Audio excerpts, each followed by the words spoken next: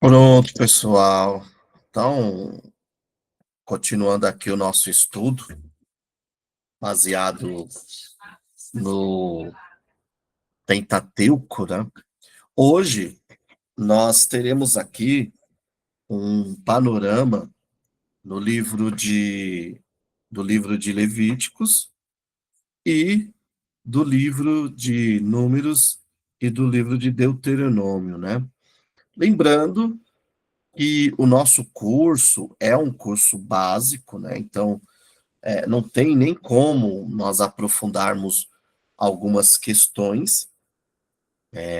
No entanto, lá no nosso grupo, no WhatsApp, no grupo da escola, se alguém tiver alguma questão sobre o Pentateuco, sobre as nossas aulas, só enviar lá ou no próprio chat do vídeo, que vai depois estar subindo, vocês colocarem que nós discutimos e aprofundamos um pouco o nosso estudo. Só uma pergunta: quem aqui já leu o livro de Levíticos?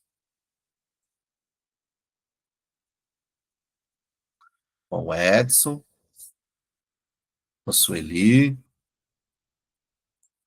legal. O que é o livro de Levíticos, né? Esse livro, um tanto quanto estranho, muitas das vezes, né? É um livro apenas um manual de leis? Qual é a proposta de Deus ao nos dar, ao inspirar Moisés para escrever o livro de Levíticos? Então, são essas questões que são importantes em um panorama de um livro, né? Então, vamos lá. Primeiro, o que é o livro de Levíticos, né? A ênfase do livro de Levíticos é a santidade de Deus, está na santidade de Deus, né? Esta dimensão ela é ressaltada nesse livro, tá? E nós vemos que, mais do que um monte de regras e leis, nós devemos compreender Levíticos como um meio da graça de Deus, nos educando para que possamos viver uma vida voltada para a santidade. Justamente essa era a preocupação de Paulo quando ele escrevia, principalmente Tito.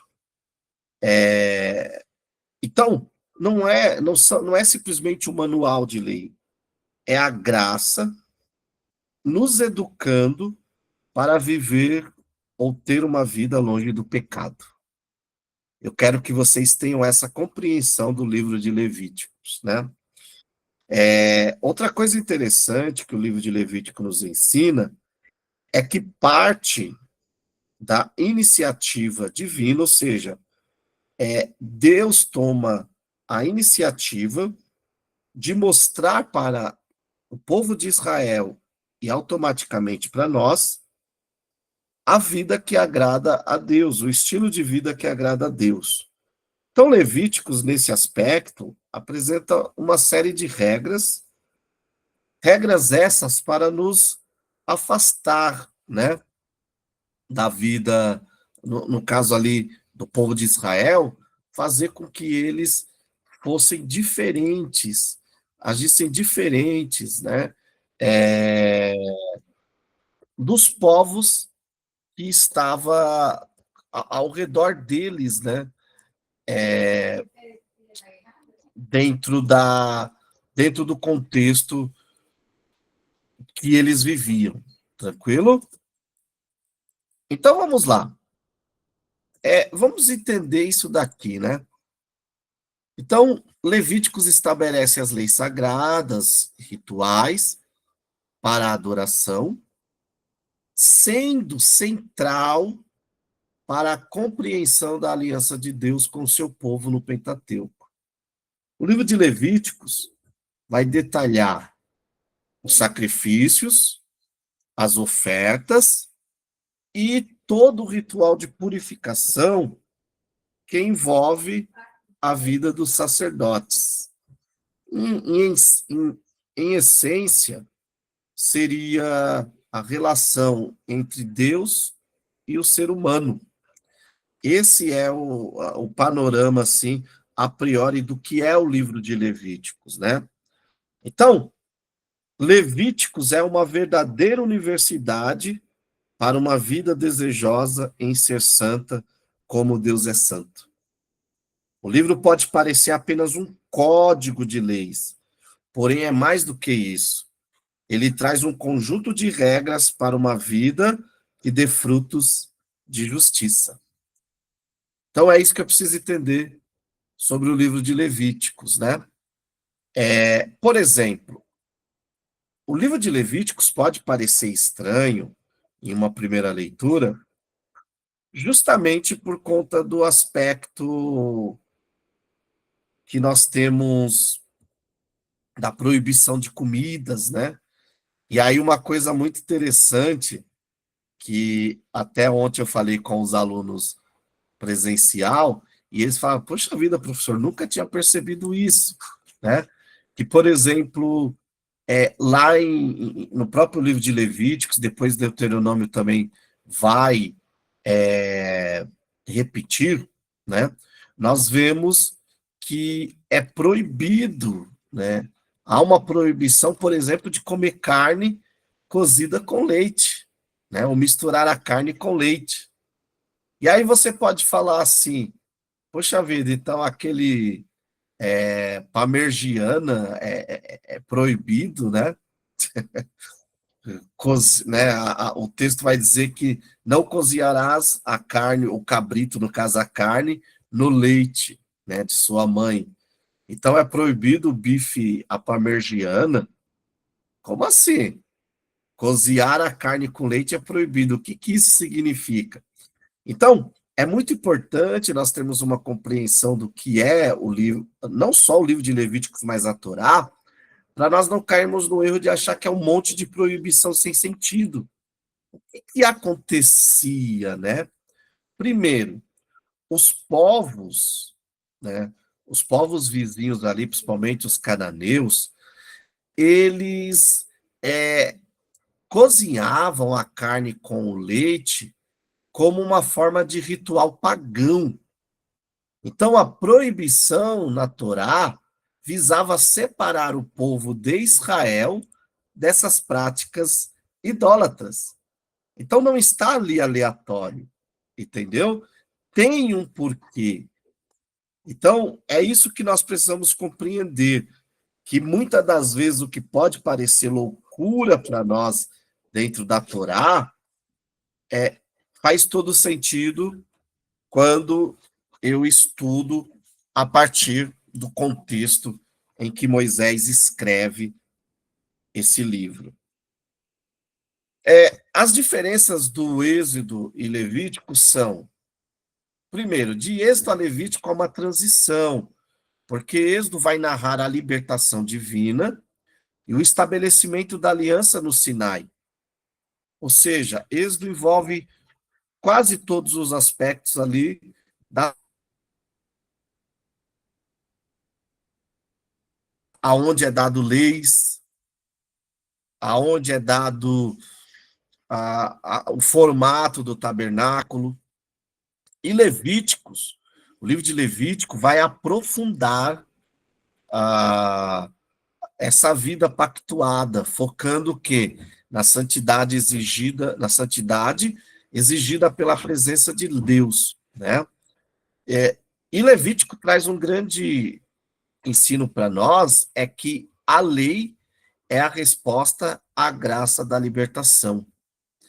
Muitas das vezes nós temos um ato de achar que só porque eu recebi Jesus, só porque agora eu sou salvo, eu posso andar do jeito que eu quero. E o livro de Levítico vem nos mostrar que não. A lei, né, a Torá vem nos ensinar isso.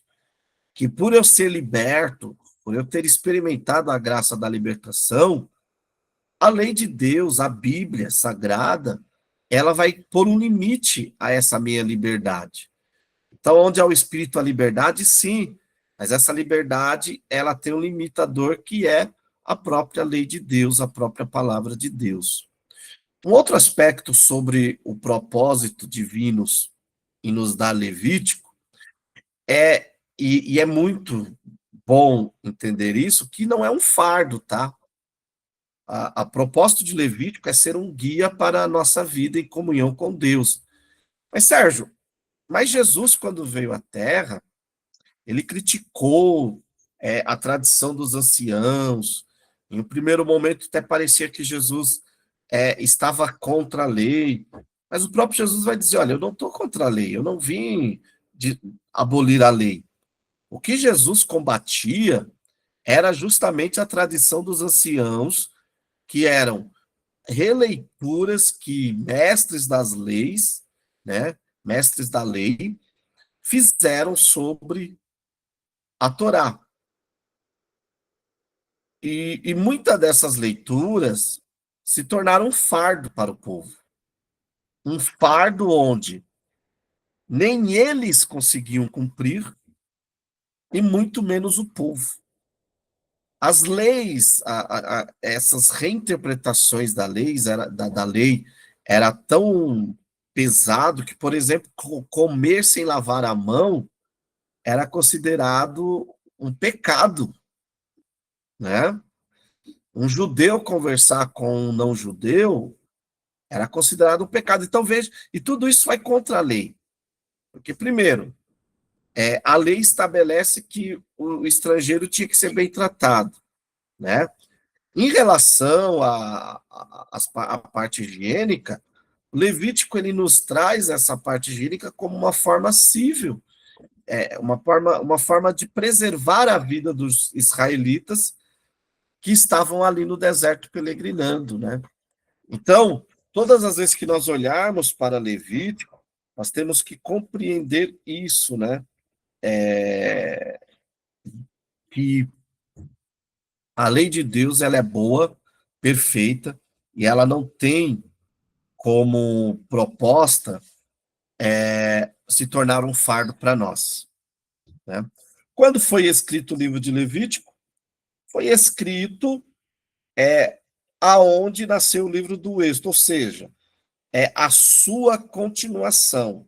Então, a data precisa em que as leis foram entregues por Deus a Moisés não é informado, mas algumas foram dadas no encontro de Deus com Moisés no alto do monte, na Cordilheira dos Sinais, outros foram dados posteriormente, à medida que foram sendo necessárias na condução do povo, né?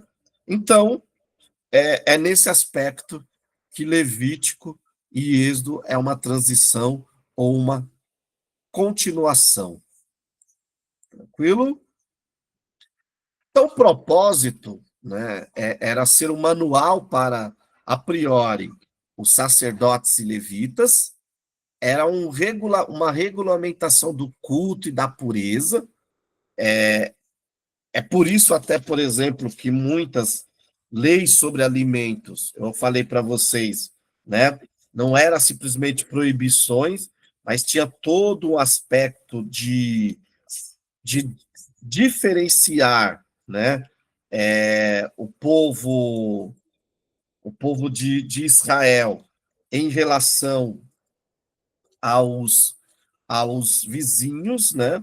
Até mesmo a questão de uma mulher após o parto, lá no Levíticos capítulo 12, nós temos a orientação, né?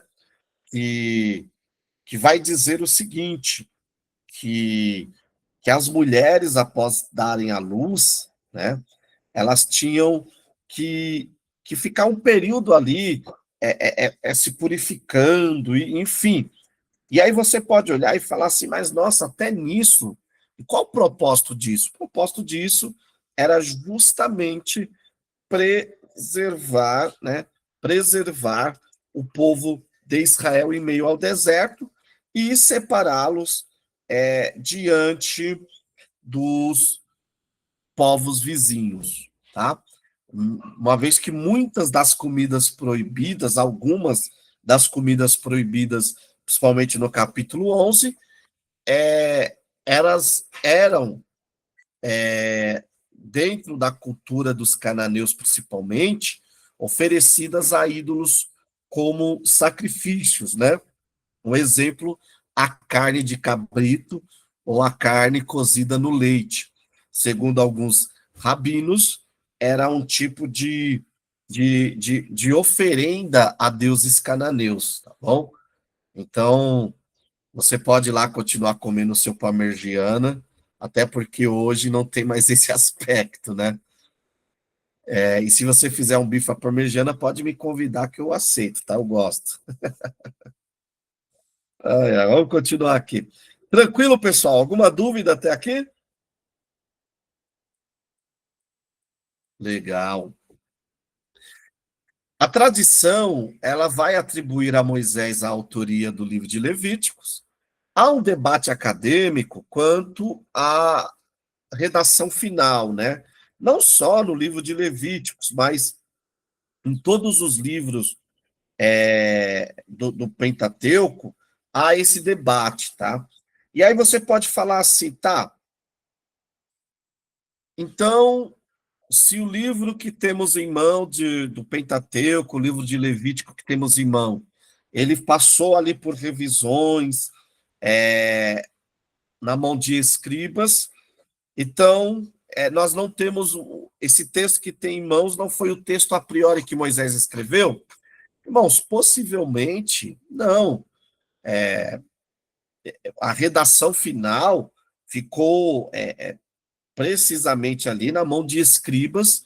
No entanto, nós temos que compreender que a autoria a priori é de Moisés. Moisés é o autor. Por mais que tenha passado por revisões, isso não tira a autoria de Moisés, né?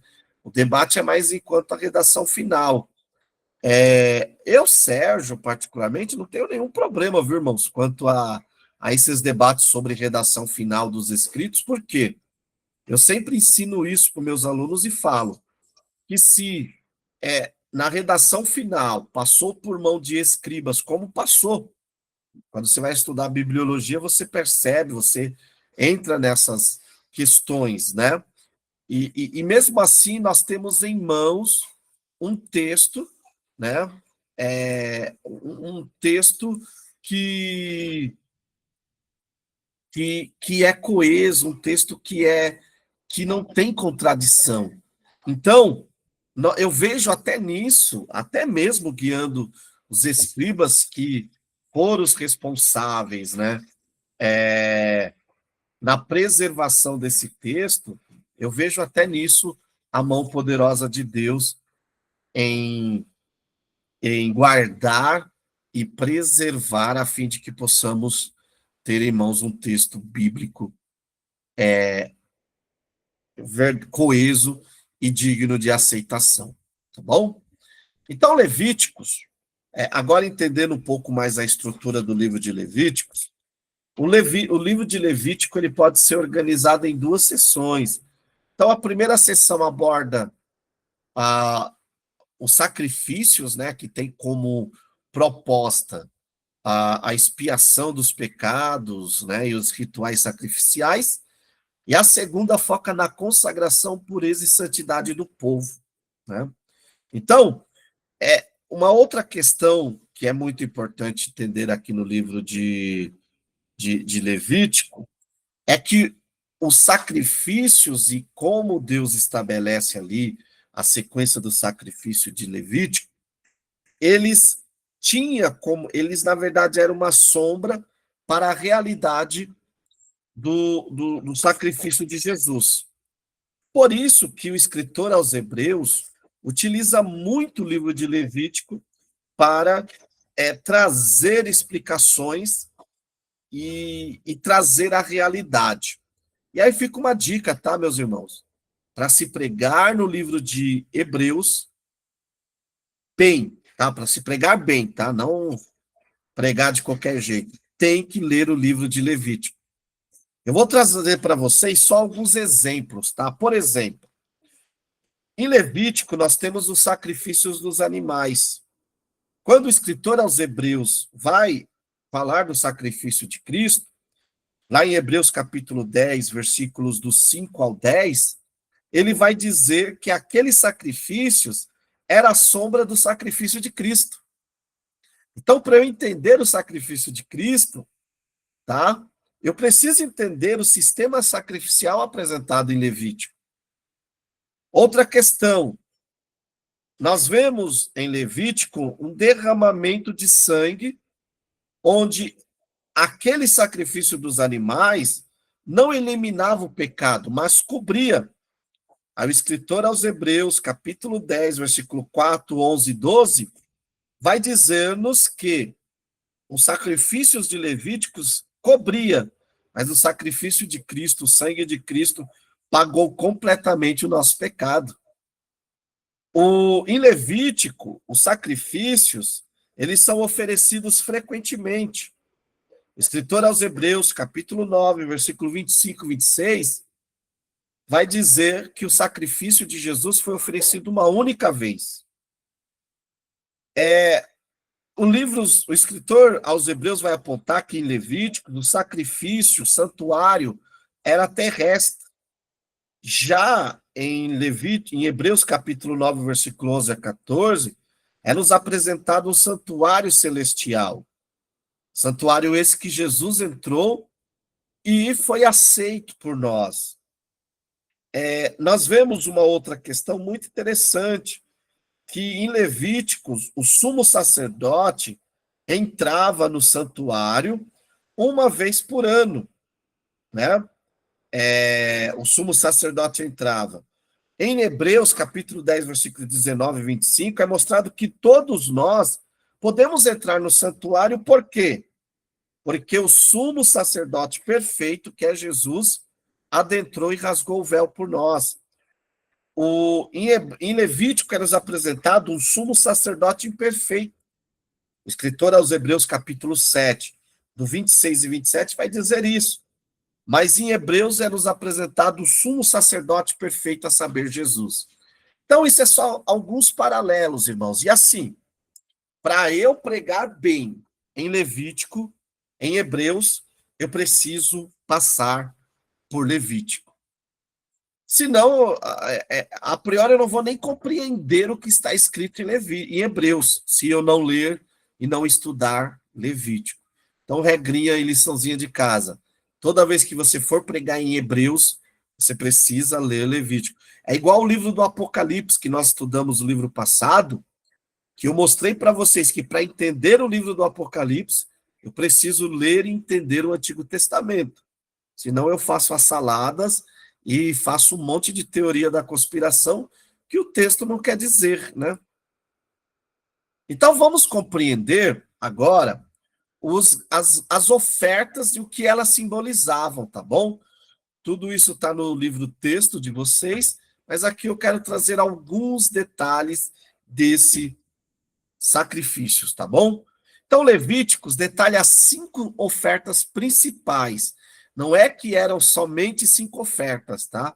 Mas essas eram as 5 principais, a saber, os holocaustos, os manjares, o sacrifício pacífico, o sacrifício pelo pecado e a oferta pela culpa, né? E elas simbolizavam expiação, comunhão e devoção a Deus, fundamentais na adoração israelita. Note que esses sacrifícios apontavam primeiro o meu relacionamento com Deus, né? Por meio do perdão, da expiação pelo pecado, o meu relacionamento com o meu próximo, que é a minha comunhão com meus irmãos, e a minha comunhão com meus irmãos, a nossa devoção a Deus, que é a adoração coletiva, tá bom? E isso nos traz um grande insight sobre o culto, né?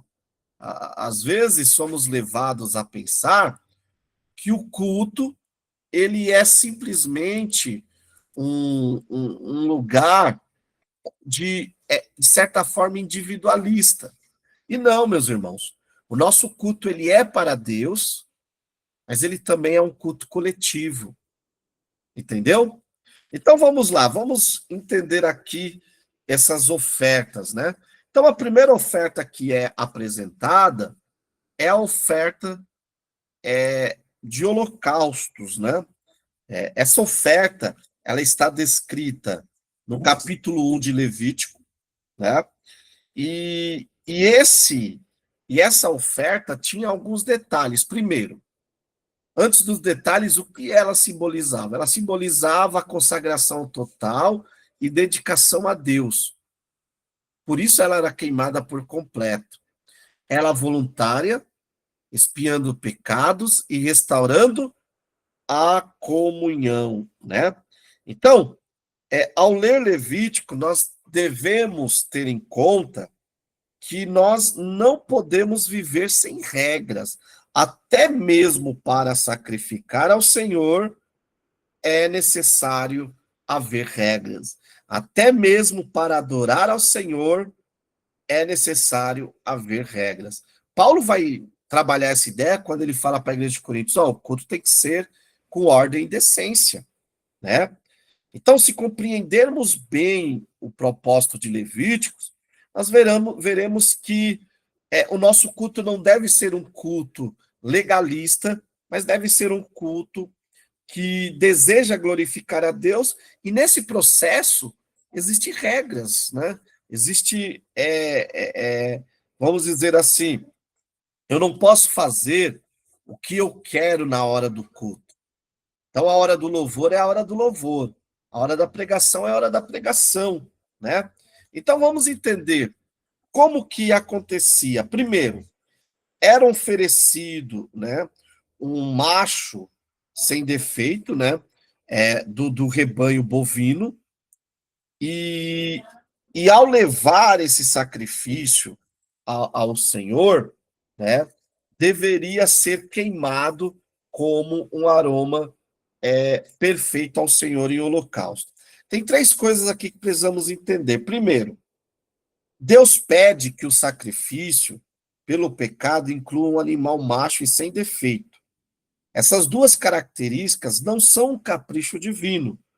O macho tinha maior valor, o animal macho.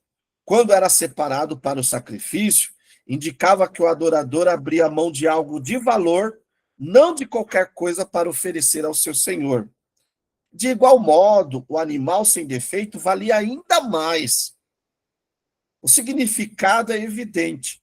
Não devemos oferecer qualquer coisa para Deus, mas o melhor, não o resto, mas o primeiro. E quando falamos do primeiro e do melhor, nós precisamos compreender que o melhor e o maior é aquilo que eu posso dar e que, de certa forma, né, não está dentro da minha lista de sobra. Me sobrou isso, eu vou dar para o Senhor. Não é isso. Nós vemos um paralelo com isso em Mateus 12, 41, 44, a oferta da viúva pobre. Por que aquela viúva, a oferta dela, foi recebida, né, por Deus como um bem muito precioso? Por quê? Porque ela deu tudo o que ela tinha, o melhor que ela tinha. Né? Não é tudo, mas ela deu o melhor que ela tinha. Então, no nosso culto, temos que dar o melhor para Deus. E o melhor que temos para dar a Deus é a nossa vida. Né? Então, quando somos chamados a ofertar, a dar o nosso melhor para Deus, né, ao qual nós devemos sempre perguntar: o que estou separando para o Senhor? Será que o meu tempo, será que o meu dinheiro, a minha vida intelectual, tudo isso que eu estou dedicando para o Senhor é o melhor? É para servi-lo com excelência? Ou eu apenas oferto, ofereço meu tempo, ofereço minha capacidade, meus dons e talentos quando me sobra tempo, né? Uma outra questão é que esse sacrifício, ele era queimado, né, no altar como holocausto, em aroma agradável ao Senhor. E é interessante que as vísceras e as pernas eram lavadas com água, né? Por quê? Porque o sacerdote ia queimar tudo sobre o altar. Então, qual que é a ideia aqui? É a de cheiro da gordura queimada, é o aroma que sentimos, tipo numa churrascaria, sabe? Esse cheiro que tinha o significado de o melhor oferecido subia perante Deus e simbolizava a aceitação da oferta, né? É claro que o fato de Deus apreciar o cheiro da carne é um caso antropomorfismo, né? Deus não sente desejo de comer carne, mas aquilo mostrava, simbolizava Deus recebendo, né, aquele sacrifício, né? E é interessante que esse sacrifício era oferecido em um holocausto, né? E a palavra hebraica para holocausto aqui é olá, que significa o que sobe, fazendo referência à fumaça do sacrifício, que subia perante Deus, né? Era um sacrifício em que o animal era totalmente queimado. Podia ser oferecido ao Senhor, simbolizando a expiação pelo pecado de um modo geral, e também demonstrava dedicação ao Senhor, né? Então, era um ritual bastante detalhado e tudo era queimado no altar. Merece destaques aqui, nesse sacrifício do holocausto, primeiro, o procedimento. Primeiro, colocava-se a mão na cabeça do animal. Segundo, o ofertante sacrificava o animal perante o Senhor. Terceiro, o sangue era oferecido pelos sacerdotes. Quarto, o animal era esfolado e cortado em pedaços pelos sacerdotes. Quinto, a lenha era arrumada e acesa pelos sacerdotes. Sexto, as vísceras e as pernas eram lavadas com águas. É muito possível que a mão na cabeça do animal tivesse o sentido de transferir o pecado, conforme Levíticos 16, né? E o capítulo 3 e 2, de identificação de substituição e até mesmo de assegurar os méritos do sacrifício. Então, esse sacrifício aqui, ele simbolizava a nossa substituição, no qual Cristo ofertou-se por nós e nos substituiu na cruz do Calvário. Tranquilo? O segundo sacrifício é a oferta de manjares, né? A oferta de manjares era um sacrifício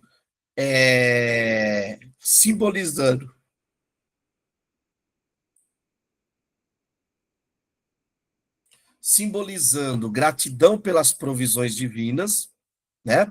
E quando analisamos o seu significado ritualístico, né, nós vemos a sua distinção dos sacrifícios de sangue. Vamos entender esse sacrifício. Ele está em Levíticos 2, né? Era oferecido cereais, né? Em alguns livros, textos, pode ser chamado também de oferta de cereais, né? Então, essa oferta de cereais ou de manjares, elas devem ser vistas como um sacrifício, de certa forma, independente, que ampliava os diversos propósitos do holocausto para o benefício dos que não podiam oferecer um holocausto de animal, do gado ou uma ave. J. Migron, ele é um estudioso e ele assegura que esse sacrifício era uma graça de Deus em relação aos pobres, que não podiam ou que não tinham condições de ter e ofertar um novilho ou um cordeiro, eles podiam ofertar ao Senhor ali a farinha com azeite, né? Bolos assados sem fermentos, os primeiros frutos, que eram grãos esmagados de cereal, com azeite, incenso, sal, né? Excluía o mel e o fermento desse sacrifício. Então, a instrução divina é de uma clareza cristalina. No sacrifício de cereais, a farinha deveria ser a melhor. Ou seja, aquele pobre que não tinha como oferecer um novilho, ele poderia oferecer o melhor da sua farinha. Mas note que até mesmo para o pobre é o melhor, né? Qual fosse confessar o seu pecado diante de Deus, mediante o oferecimento de um sacrifício de cereais crus ou assados, deveria escolher o melhor da farinha. Ou seja, Deus merece o melhor, irmãos. E essa oferta de cereais, ela nos mostra isso, que não importa se é em grande escala, como aquele que pode oferecer um novilho por ter, ou aquele que oferece o cereal por de repente ser menos favorecido, né? Ele vai, quando vai ofertar ao Senhor, tem que ser o melhor da terra. Tranquilo?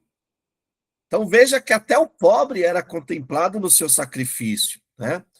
Depois nós temos no capítulo 3 os sacrifícios pacíficos ou oferta pacífica. Que sacrifício é esse, né?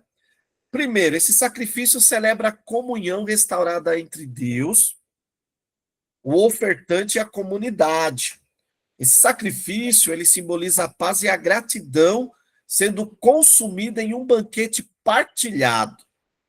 Então, a sua análise revela a dimensão relacional da adoração. É aquilo que eu falei, né?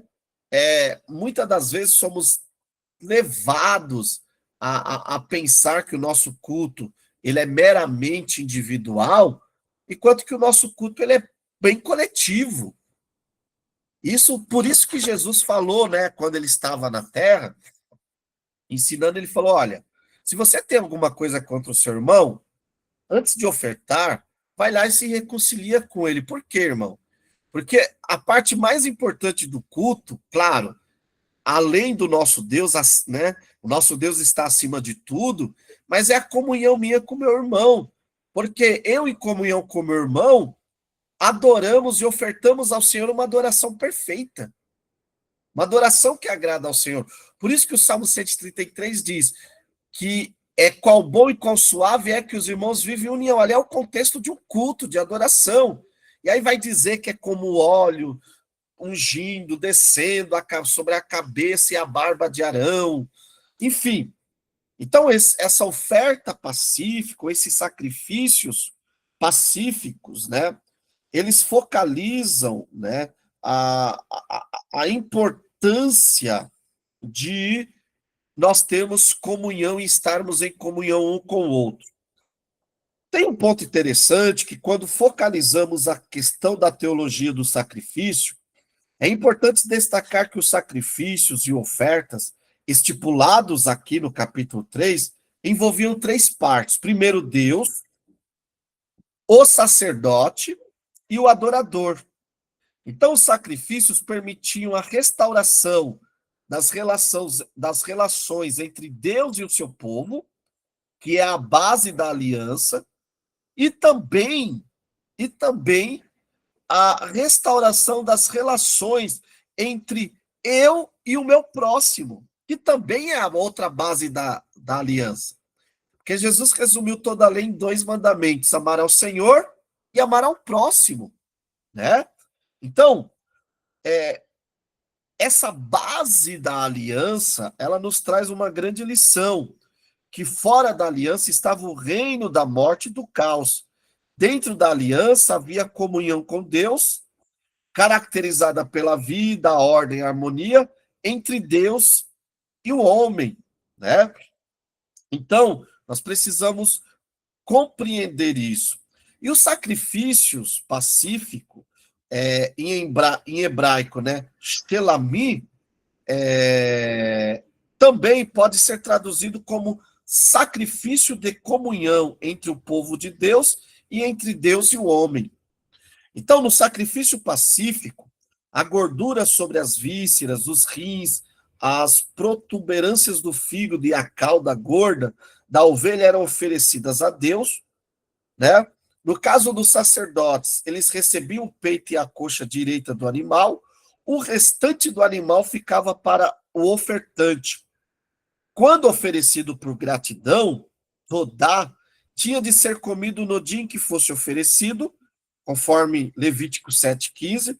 Se fosse voluntário ou ligado a um voto, poderia ser comido até o dia seguinte, mas não podia ser consumido no terceiro dia, devendo ser queimado.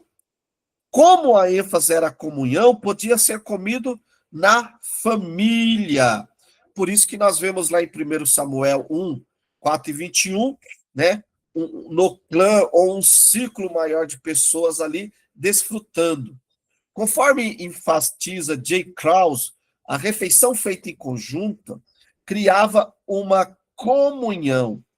Quem come com outra pessoa se une a ela e proclama esse vínculo e proclama o Deus que eles estão adorando na comunhão.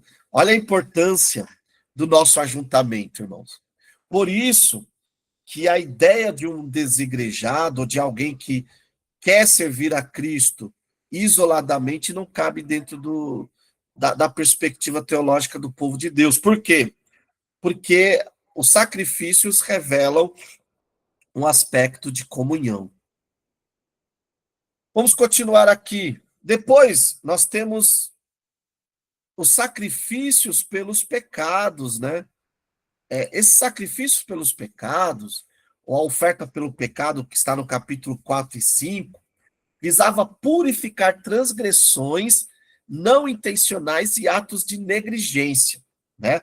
Não se aplicava a pecados deliberados, né? Em essência, era uma forma de restaurar a comunhão com Deus. E quais as implicações teológicas desse sacrifício, né? É, esse sacrifício sublinha a seriedade de todo pecado. Mesmo o pecado involuntário, ele é uma afronta a Deus.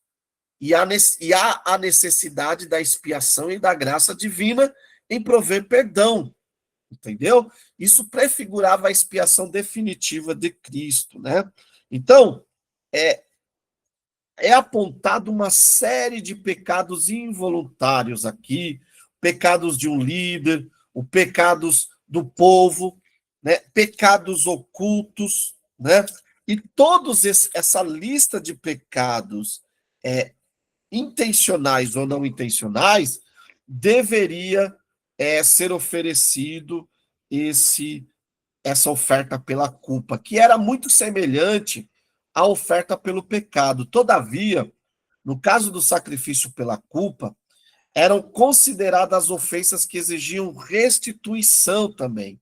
De fato, né, a raiz do termo hebraico usado tem quatro sentidos: a ideia de reparação, a ideia de oferta de preparação, a ideia de responsabilizar o culpado e a ideia, né, ou sentido de fazer o culpado sentir-se culpado, ou seja, gerar arrependimento, né?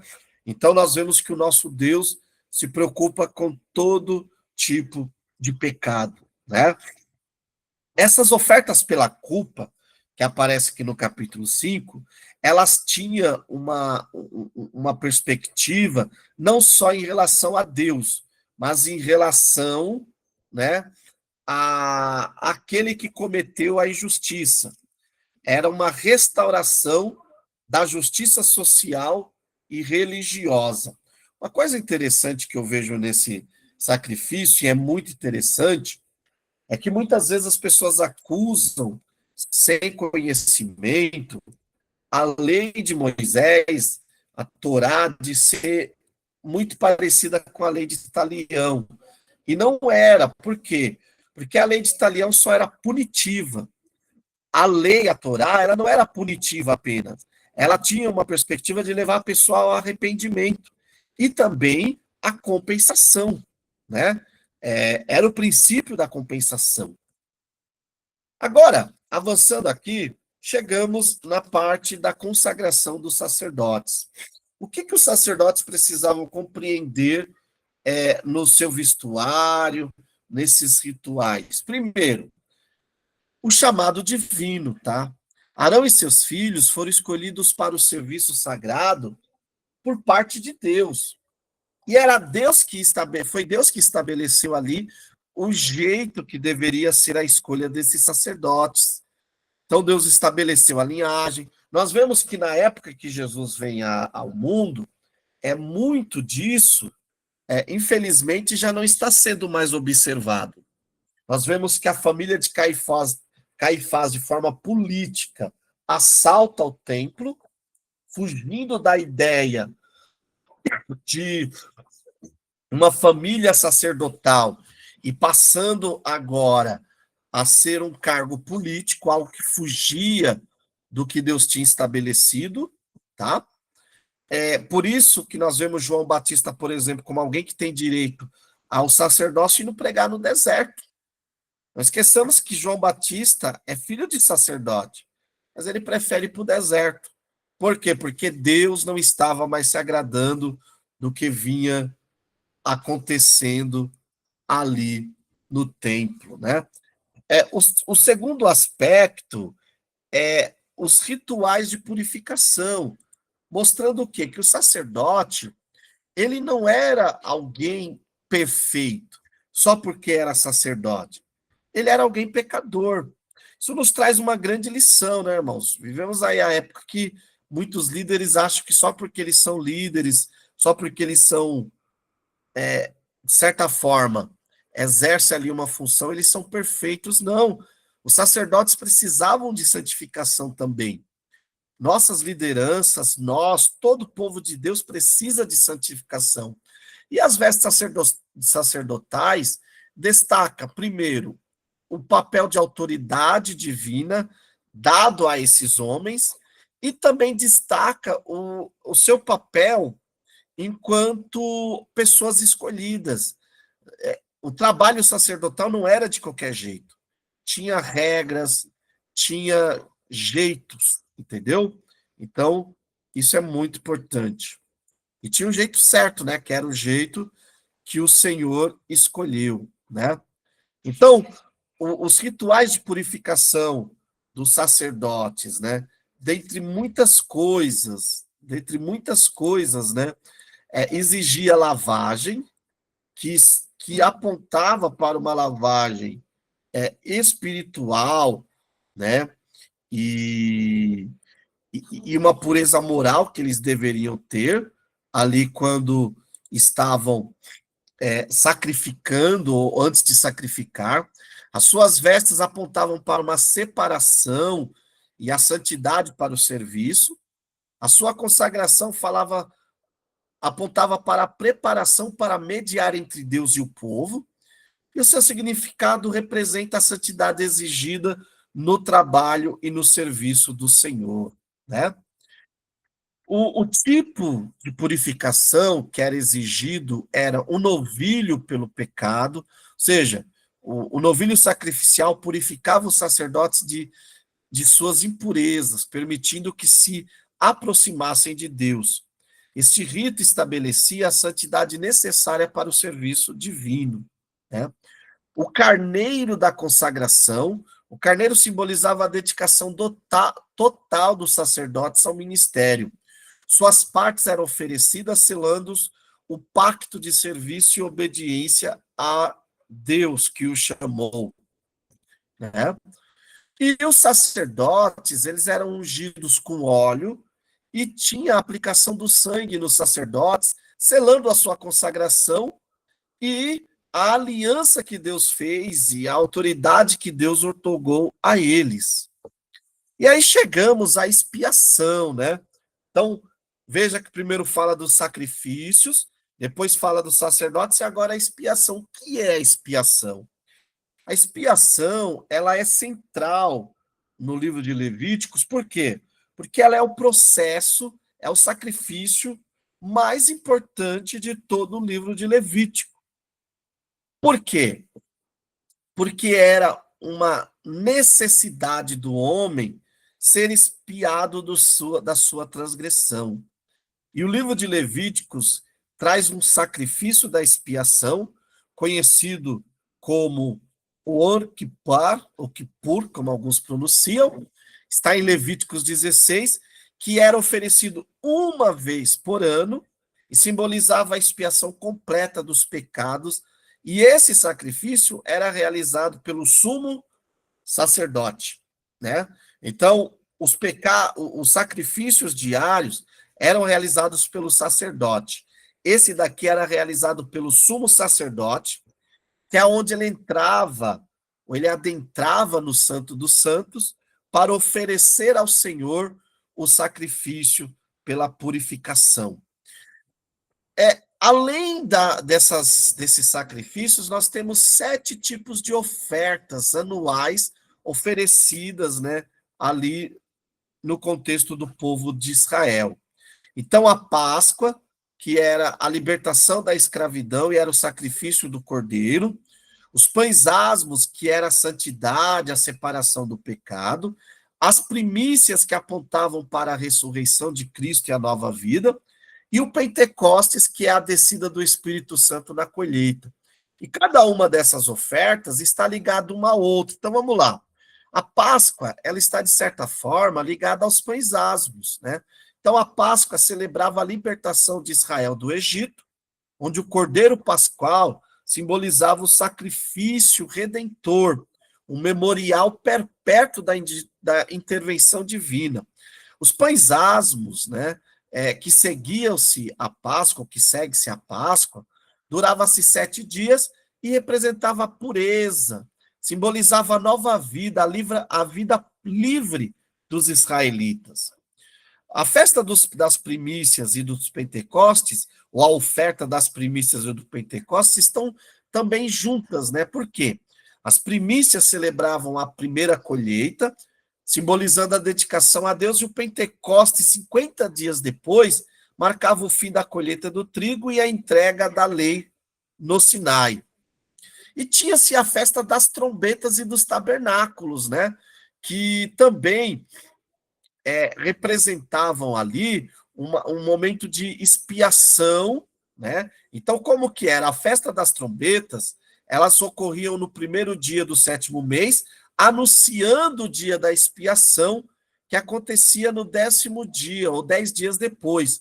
A festa dos tabernáculos é a culminação dessa festa, celebrando por 7 dias, a partir do 15º do mês, a comemoração e uma memória, né, trazendo à memória o período que o povo de Israel viveu em cabanas no deserto. Né?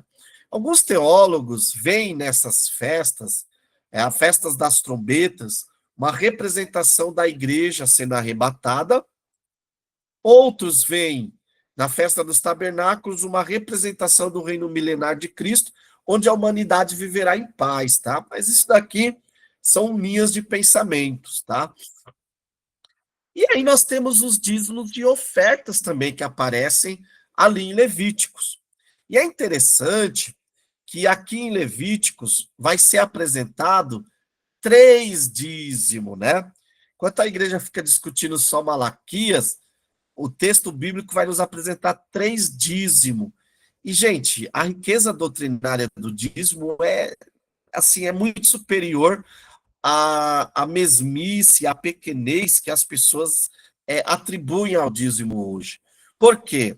Porque o dízimo não tinha nada a ver comigo, com você. O dízimo era sobre quem Deus é. Deus é soberano, ele governa, ele tem suprido, ele tem sustentado os moradores da terra. Então, esse dízimo simbolizava louvor, gratidão e reconhecimento de quem é Deus. E esse dízimo tinha 3 funções. Primeiro, o sustento sacerdotal, a manutenção do culto sacerdotal, porque precisava de especiarias, de pães, a reafirmação da aliança e o cuidado com os menos necessitados. Então, quais eram os 3 dízimos? O primeiro dízimo era o dízimo dos levitas, que era um dízimo dado para sustento dos levitas que estavam ali trabalhando no tabernáculo. O segundo dízimo era o dízimo da festa, que era um dízimo em celebração e celebrava a comunhão e a gratidão, e era consumido em família, né? O terceiro dízimo era um dízimo dado e tinha como proposta sustentar os pobres, né? Sustentar, suprir as necessidades dos pobres, das viúvas e dos órfãos. Era uma garantia de assistência social. Então, bem diferente do que o pessoal pensa, né? Vocês receberam os slides aí, eu estou para subir no YouTube um vídeo específico sobre dízimos e ofertas à luz das escrituras, com referências Também eu vou subir, depois vou compartilhar com vocês os slides, para vocês terem aí um estudo detalhado, tá, pessoal? Então, assim, muito mais do que ficar, olha, é assim, é assado, a Bíblia nos dá doutrinas e respaldo, e é muito bom seguir a doutrina bíblica sobre dízimos e ofertas. Você perceberá que não tem essa apelação, que não tem esse espírito ganancioso que tomou conta das contribuições em nosso meio. Os dízimos tinha como perspectiva sustentar os levitas, que, diferente dos sacerdotes das outras nações, dependia da benevolência, da benignidade, da bondade do povo, e nesse sentido Deus tinha que guiar o coração do povo à bondade, porque Deus faz o povo ofertar, mas Deus também fecha o coração do povo, viu? Não se esqueçam disso. O próprio a própria lei trabalha isso. Quando foi construir o tabernáculo, Moisés teve que falar, povo, calma, por quê? Porque Deus abençoou de tal maneira, abriu de tal maneira o coração do povo, que o povo deu. Mas nós vemos também Deus nas escrituras fechando o coração do povo. Por quê? Porque os levitas, que era a tribo sacerdotal, não tinham herança. Diferente dos sacerdotes das outras nações que viviam da monarquia, que tinham herança e que exploravam o povo por meio do dízimos e ofertas oferecidas ali às divindades.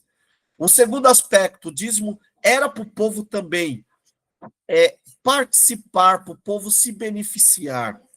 Irmão, se eu e você dizimarmos e ofertarmos e nós não sermos beneficiados, tem coisa errada. Só uma parte ser beneficiada está fora do que a Bíblia ensina. Por isso que o dízimo da festa apontava que todos deveriam ser beneficiados. E o terceiro dízimo, que era o dízimo que era obrigatório aos ricos, tá? Era o dízimo dos pobres. Nesse dízimo, os pobres não eram obrigados a ofertar. Eles eram pobres, eles precisavam.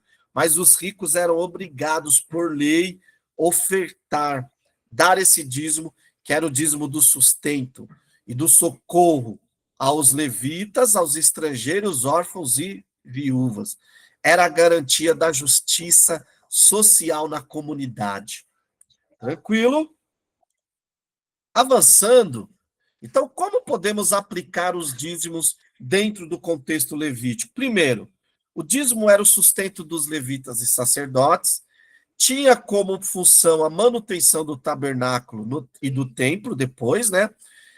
No Novo Testamento, assume uma postura de financiamento da pregação, porque Paulo vai, em 2 Crônicas 8, 2 Coríntios 8 e 9, nos falar da oferta ali como algo como um fruto de bondade. E vai falar, cada um contribua conforme propôs no seu coração, com alegria, né? E o apoio a viúvas, órfãos e estrangeiros, que continuou. Por isso a instituição do diaconato ali no contexto do Novo Testamento, né? Então a natureza dessas ofertas eram voluntárias, tá? Como para o tabernáculo, demonstrando a devoção e a participação comunitária do povo, tá bom? Então, só para nós concluirmos aqui o livro de Levíticos, a santidade de Deus é central e inegociável, a expiação é fundamental para a reconciliação, a obediência aos rituais simbolizava a fé, os princípios de adoração e serviço são atemporais, ou seja, muitos princípios que servem lá, servem aqui. Deus é detalhista, Deus quer santidade, tem que ser do jeito que Deus quer. E Levítico aponta para a obra redentora de Cristo. E agora, dando um panorama de Números e Deuteronômio. Tranquilo quanto a Levítico, meus irmãos? Podemos continuar?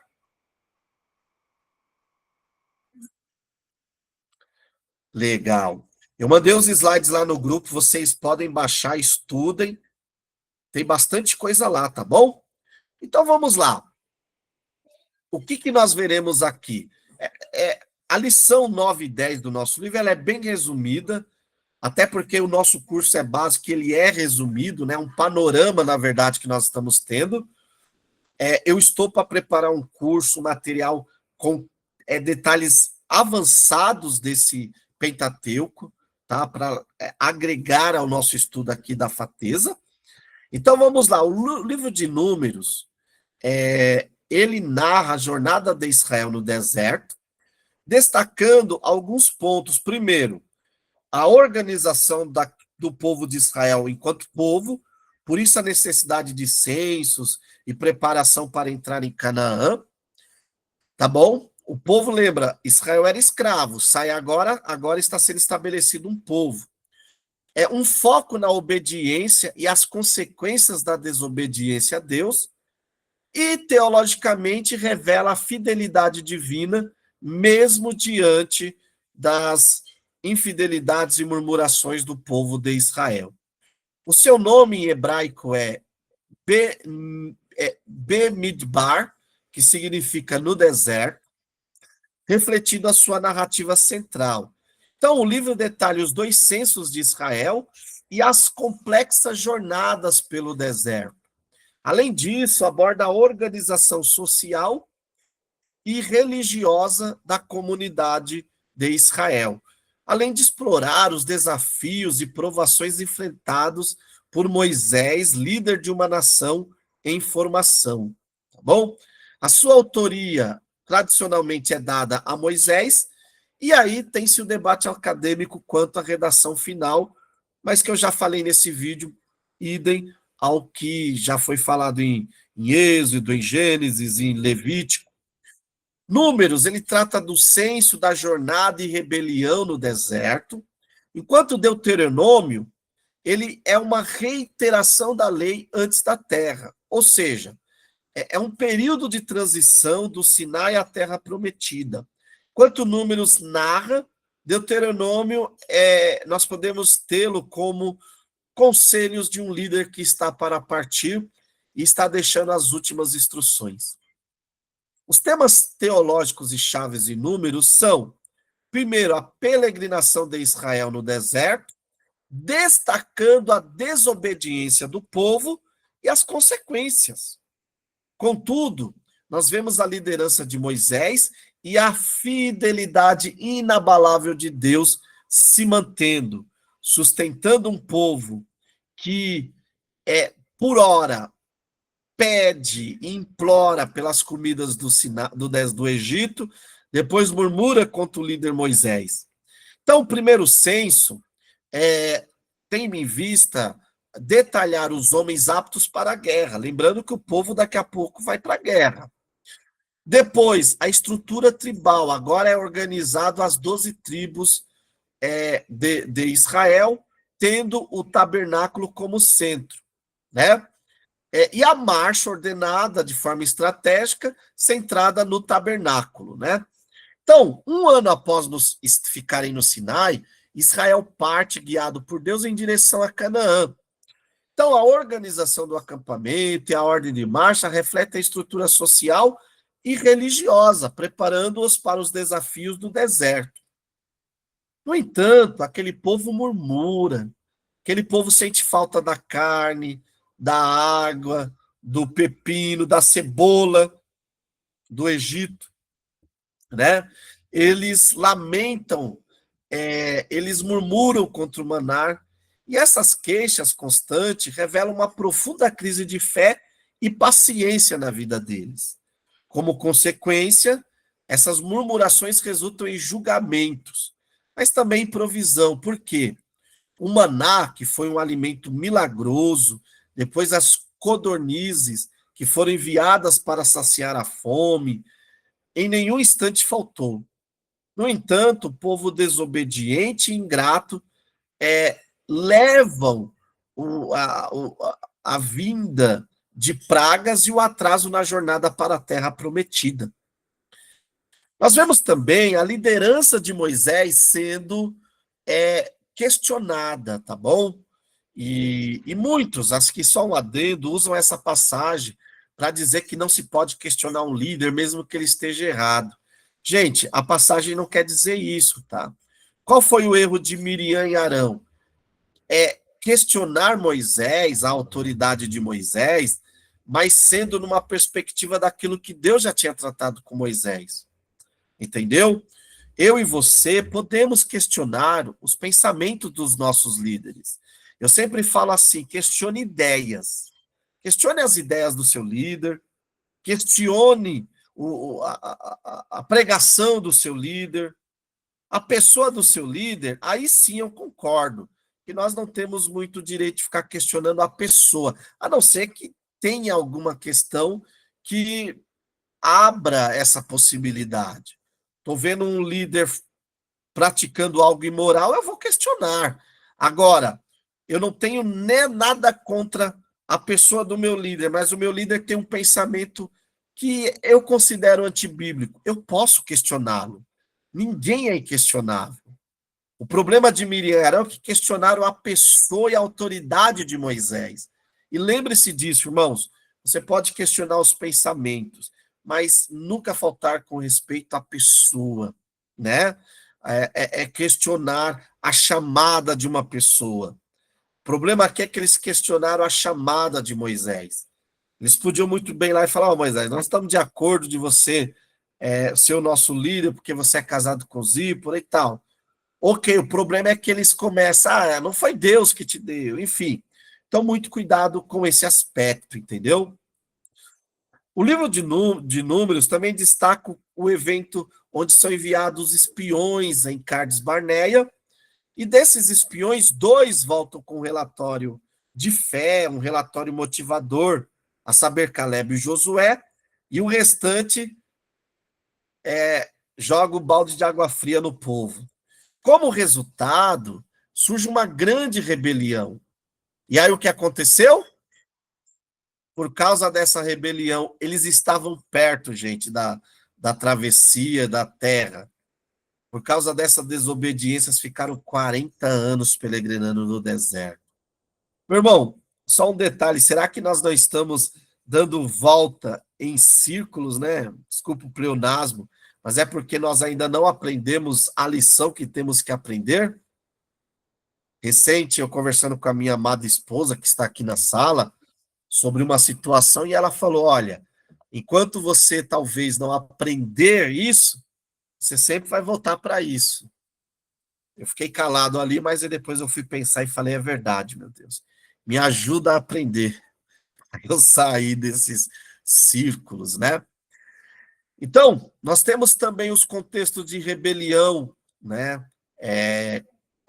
Corá, um levita, junto com Datã e Abirão, líderes rubenitas, questionando a autoridade sacerdotal de Moisés e Arão. Eles alegaram que toda a congregação era santa e que Moisés e Arão se exaltavam sobre este povo. Mais uma vez, eles podiam ir lá questionar. O problema é que eles já foram direto questionando a pessoa. Eles podiam conversar: o Moisés, o Arão, é assim mesmo? Nos explica. E lembrando, pessoal, que aqui tinha uma perspectiva teocrática, né? É diferente. Hoje toda a igreja ela é uma nação sacerdotal.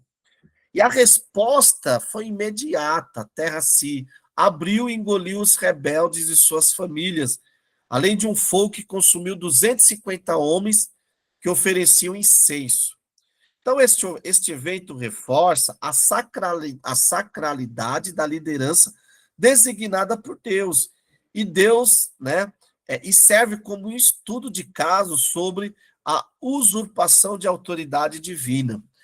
Irmãos, por isso que devemos ter muito cuidado quanto nós podemos questionar, mas sempre com muito cuidado para isso não virar uma rebelião, tá?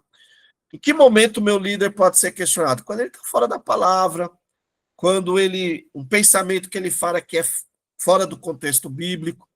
Agora, se a minha liderança ela é bíblica, ela serve ao Senhor, eu posso ficar até não concordar com pensamentos e conversar, mas jamais questionar a autoridade de Deus dada a ela, tá bom?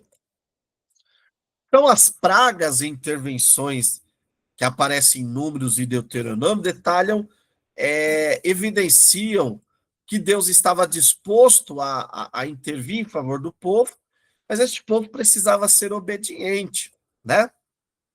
E nós vemos uma coisa interessante aqui, que é Moisés e a rocha, né? Veja que aquele povo era tão bonzinho que Moisés, o homem mais manso da terra, se irou de tal maneira que feriu ali a rocha, desobedecendo os encargos, né, a ordem de Deus. Isso resultou em quê? Resultou em uma proibição dele entrar na terra prometida também, entendeu? Isso foi um momento crucial na liderança de Moisés. Isso nos traz uma grande lição, que às vezes, como líder, eu posso trabalhar, trabalhar, trabalhar, e falhar em um momento e, irmão, ficar de fora, entendeu? Isso nos traz uma grande lição sobre o galardão. Posso trabalhar, trabalhar, trabalhar e entrar no céu de mãos vazias, entendeu? Nós temos em Números 21 também o case sobre as serpentes de bronze, né? A serpente de bronze e a serpente venenosa. Moisés ergueu aquela serpente, que depois, anos depois, quando a monarquia já está estabelecida, se tornará um ídolo, entendeu? Por conta desse ídolo veio a destruição ali de Judá. Mas é interessante que a proposta de Deus ali era apontar para Cristo, e o próprio Cristo, em João 3, 14 e 15 está registrado, analisou essa tipologia e o seu significado teológico, que era o quê? Que aquilo prefigurava a salvação pela fé em Cristo, né? Só que o livro de Números também fala de grandes vitórias, né? Vitórias, as conquistas de Seom, onde Israel derrotou o rei dos amorreus em Esbom. Essa vitória foi estratégica para abrir o caminho para a ocupação. A vitória sobre Og, onde Israel venceu o gigante rei. Og era um rei gigante. Então veja que não é só de derrotas, mas também fala de vitórias, né? E ambas vitórias deram lugares, pontos estratégicos para Israel, né? Aqui uma tábua relatando, né, o caso de Balaque tentando amaldiçoar Israel por meio de Balaão, mas Balaão profere bênçãos divinas, revelando a soberania de Deus, né? O segundo censo, ele é feito, que é a preparação para a entrada do Canaã, e Moisés já vai designando Josué como seu sucessor. Isso é muito interessante. O livro de Números e Deuteronômio trabalha a questão da sucessão. Nós estamos fazendo discípulos, irmãos, ou nós queremos nos perpetuar na função que nós ocupamos, né? Então, Deuteronômio, ele é considerado a segunda lei. O que é o livro de Deuteronômio? Ele vai sintetizar, né, sintetizar e reinterpretar a legislação mosaica, enfatizando a aliança e a obediência, né? Então, ele serve como um tratado teológico que prepara Israel para a vida na terra prometida, reiterando os mandamentos e a história da salvação. Deuteronômio, ele tem como propósito espelhar, né, o que nós podemos dizer e renovar a aliança mosaica, né? Ele é um tratado muito parecido ali com escritos e suceranias do Antigo Oriente Próximo. Ele vai reafirmar as leis e as responsabilidades de Israel perante Deus, né? É uma recapitulação, então já está perto do povo atravessar o Jordão e adentrar a terra de Canaã, e agora o Moisés ele vai nos dar uma série de discursos, né? Então, o primeiro discurso, Moisés ele relembra o povo da partida do Sinai e a peregrinação. Depois ele vai lembrar o povo da fidelidade divina e vai relembrar o povo sobre as consequências da desobediência. Aqui está o aspecto do segundo, dos conteúdos, né, dessa recapitulação. Esse terceiro discurso vai falar da aliança.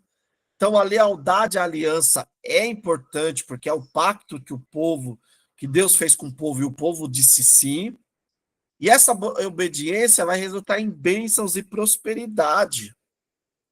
E o quarto discurso é o discurso da sucessão. Então, Moisés se despede, profere suas últimas palavras, Josué nomeado, assumindo a liderança a partir ali de Deuteronômio, ao cântico de Moisés, a bênção tribal final de Moisés, e por fim Moisés morre, né? E aí é onde falam da redação final, então provavelmente não foi Moisés, Moisés não escreveu sobre a sua própria morte, mas ele morre, seu corpo não é encontrado. Eu acredito que o corpo de Moisés foi enterrado pelo próprio Deus em um lugar muito secreto, a fim do pessoal não encontrar esse corpo e não idolatrá-lo, né? E idolatrá-lo. Então, o que podemos concluir de Números e Levíticos? A fidelidade divina em meio à desobediência humana, ela permanece. A importância da lei da aliança para Israel, a transição de liderança e a preparação para a entrada em Canaã, e a relevância contínua desses livros para a fé. E assim, meus irmãos, concluímos a nossa aula. Gostaria de saber se tem alguma pergunta.